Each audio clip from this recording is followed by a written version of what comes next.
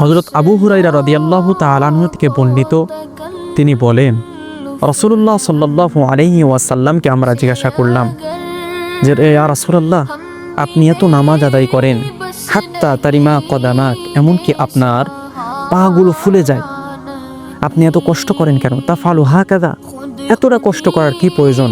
কদ জাআকা, আপনার ব্যাপারে তো এসেছে, গফিরা লাকা মা তাকদ্দামা মিন যামবিকা ওয়া মা তাআখার, আপনার পূর্ববর্তী এবং পরবর্তী সমস্ত গুনাহকে তো আল্লাহ তাআলা ক্ষমা করে দিয়েছেন এবং আপনি মাসুম, আপনার কোনো গুনাহ নেই, আপনি কেন এত কষ্ট করেন, আপনার পাগুলো ফুলে যায়? তখন রাসূল সাল্লাল্লাহু আলাইহি ওয়াসাল্লাম বললেন, ঠিক আছে, আল্লাহ তাআলা তো আমার ব্যাপারে মাসুম আমাকে বানিয়েছেন, সেটাও ঠিক আছে, বাকি আফালা আকুনু আবদান শাকুরা, আমি কি আল্লাহ তাআলার কৃতজ্ঞ বান্দা, আল্লাহ তাআলার গুণগ্রাহী বান্দাকে আমি হতে চাইনি?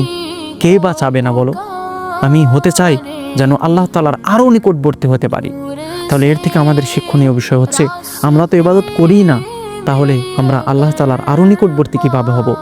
একজন মানুষ যার পিছনের এবং পরের সমস্ত গুনাহ মাপ, যিনি মহামানুষ, মহানবী, সর্বশ্রেষ্ঠ মানুষ, আল্লাহ তাআলার পরেই যার স্থান, তিনি যদি এত ইবাদত করেন, তাহলে আমাদের কি করা উচিত?